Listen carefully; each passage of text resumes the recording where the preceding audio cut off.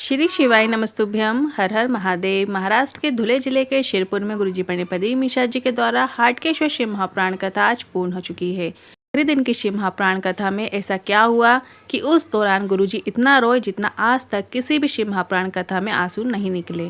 आज की कथा में ऐसा क्या हुआ जिसमें गुरुजी के आंसू रोकने से भी नहीं रुक रहे थे, इसलिए वीडियो अंत तक जरूर देखिएगा, कारण जानिएगा। साथ ही शिव महाप्राण कथा में गुरुजी के द्वारा जीवन से दुख तकलीफ कष्ट दूर करने वाला विशेष उपाय जिसे आप कल मतलब 8 दिसंबर रविवार के दिन कर सकते हैं, इसकी भी जानकारी आपको इसी वीडियो में मिलने वाली है। आज 7वें दिन 7 दिसंबर की हाटकेश्वर शिव महाप्राण कथा में गुरुजी ने कुल 9 उपाय पत्र उपयोगी जानकारियां दी हैं। उसी की जानकारी आपको इसी वीडियो के माध्यम से मिलने वाली है। अगर किसी कारणवश आपने आज की कथा नहीं सुन पाए हैं तो पूरी कथा का रस्तवा आपको इस छोटे से वीडियो से प्राप्त होने वाला है। तो बढ़ते हैं आज की कथा की पहली जानकारी की ओर। कितने अच्छे दिन कथा का विराम हो रहा है। गुरुजी ने कहा आज चंपा षष्ठी है और आज के दिन ही कार्तिकेय जी ने तारकासुर का वध किया था और आज शिव महाप्राण कथा का अंतिम दिन भी है।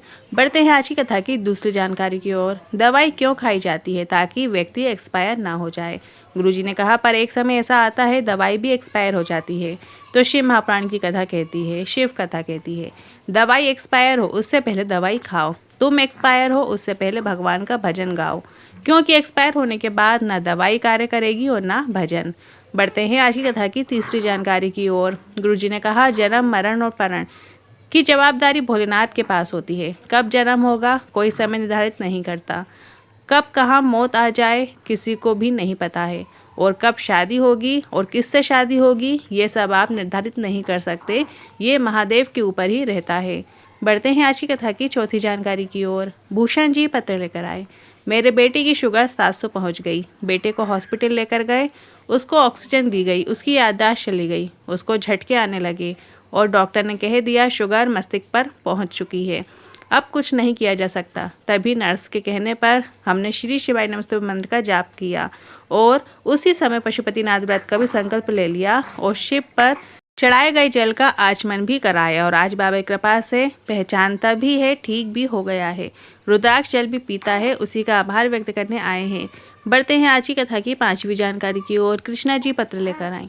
मेरा एक बेटा है जिसकी उम्र 7 वर्ष है। अचानक तबीयत खराब हो गई, उल्टियाँ करने लगा। डॉक्टर को दिखाया तो सीटी स्कैन से पता चला कि उसके माइंड में पानी भर गया। इलाज कराया और वो ठीक हो गया, पर वो धीरे धीरे ऊपर की ओर देखने लगा। जांच हुई तो पता चला कि अब ये देख नहीं पाएगा। किसी के कहने पर सीहोर गई और पशुपतिनाथ व्रत भी किया और रुद्राक्ष महोत्सव के अवसर पर शिव महाप्राण की कथा सुनी। बाबा का क्या धन्यवाद करूं, बेटे को धीरे धीरे दिखना शुरू हो गया है और आज बच्चा ठीक है, उसी का आभार व्यक्त करने आई हूँ। बढ़ते हैं आज की कथा की छठवीं जानकारी की ओर। सपना जी पत्र लेकर आई। लिखती हैं गाड़ी पुल के ऊपर से नीचे गिरी और गाड़ी पानी के अंदर चली गई। मेरे पति गाड़ी के अंदर ही थे। लोगों ने पति को गाड़ी से बाहर निकाला और पति के चेहरे में एक खुशी थी कि मेरे भोलेनाथ ने मुझे बचा लिया, और कहा भोलेनाथ पर चढ़ाया गया एक लोटा जल इस वक्त काम आता है। बढ़ते हैं आज की कथा की सातवीं जानकारी की ओर। आज शिव महाप्राण कथा के दौरान गुरुजी पंडित प्रदीप मिश्रा जी अपने आंसू नहीं रोक पाए और खूब फूट फूट कर रोए। गुरुजी दुबई में शिव महाप्राण कथा करने के लिए भारत के बाहर जा रहे हैं और ऐसा करने से गुरुजी को बहुत दुख हो रहा है। गुरुजी ने बताया हमने आशीष से कहा सब चीज़ रख लेना पर साथ में अपने देश की मिट्टी भी रख लेना और उसे लेकर हम दुबई जाएंगे, क्योंकि एक दिन के लिए भी हम इस देश की मिट्टी से दूर नहीं हो सकते। साथ ही गुरुजी ने कहा सब कुछ मिल सकता है पर मेरा वतन नहीं मिल सकता, भारत मेरी जान है, इसको संजो लो। बढ़ते हैं आज की कथा की 8वीं जानकारी की ओर। 9 दिसंबर, 10 दिसंबर और 11 दिसंबर 3 दिन की शिव महाप्राण कथा है। दिसंबर की ये दुबई में होने वाली है और इसके बाद गुरुजी की जो अगली शिव महाप्राण कथा है वो 15 दिसंबर से 21 दिसंबर तक मेरठ में रहेगी और इसके बाद 24 दिसंबर से 30 दिसंबर तक रायपुर में शिव महाप्राण कथा रहेगी।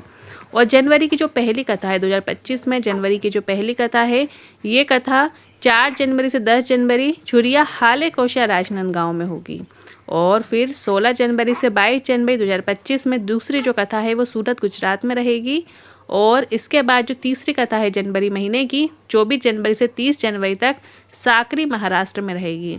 और फरवरी की जो पहली शिव महाप्राण कथा है 1 फरवरी से 7 फरवरी कांकेर छत्तीसगढ़ में रहेगी और फिर 10 फरवरी से 16 फरवरी कुंभ का मेला प्रयागराज में रहेगी और 17 फरवरी से 23 फरवरी 2025 में तारा बाबा की कुटिया में सिरसा में होगी। और इसके बाद गुरुजी की जो अगली शिव महापुराण कथा है 25 फरवरी से 3 मार्च 2025 में रुद्राक्ष महोत्सव रहेगा और सीहोर कुबरेश्वर धाम में ये शिव महापुराण कथा रहेगी। और इस कथा के दौरान महाशिवरात्रि भी आएगी और फुलेरा दूज का भी दिन पड़ेगा। बढ़ते हैं आज की कथा की 9वीं जानकारी की ओर। इस शिव महापुराण कथा में गुरुजी ने जीवन से दुख तकलीफ कष्ट को शीघ्र अतिशीघ्र दूर करने के लिए शिवलिंग पर 3 प्रकार का जल अर्पित करने को कहा है।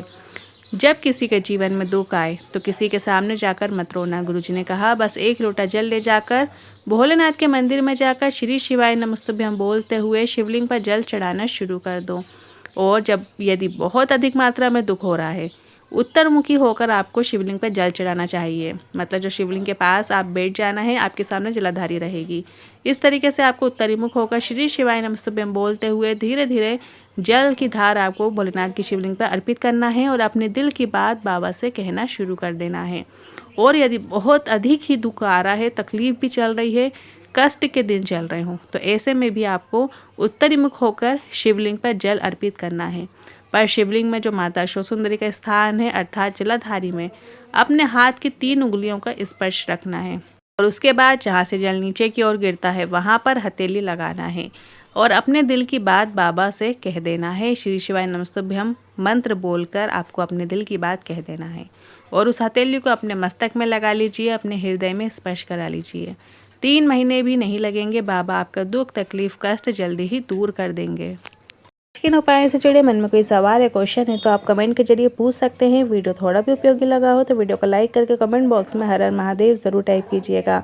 साथ ही हमने एक व्हाट्सएप चैनल बनाया है जिसकी लिंक हमने कमेंट बॉक्स में पिन कर दिया। आप उस लिंक पर टिच करके हमारे व्हाट्सएप चैनल को ज्वाइन कर सकते हैं जिसमें रोजाना की विशेष तिथियों की जानकारी आपको प्राप्त होती है। हर हर महादेव।